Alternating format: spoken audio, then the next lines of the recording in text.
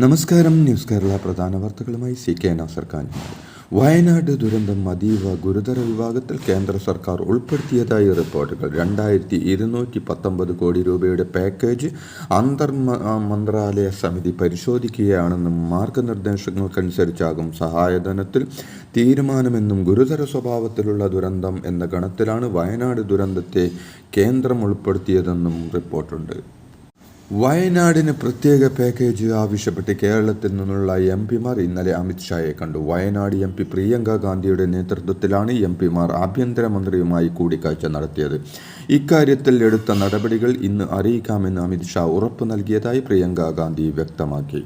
കേന്ദ്രത്തിന് മുന്നിട്ടിറങ്ങാൻ കഴിയുന്നില്ലെങ്കിൽ അത് രാജ്യത്തിനാകെ പ്രത്യേകിച്ച് ഇരകൾക്ക് വളരെ മോശമായ സന്ദേശമാണ് നൽകുന്നതെന്നും രാഷ്ട്രീയത്തിന് അതീതമായി ഉയരണമെന്നും ജനങ്ങളുടെ വേദനയും കഷ്ടപ്പാടുകൾ മനസ്സിലാക്കണമെന്ന് ആഭ്യന്തരമന്ത്രിയോട്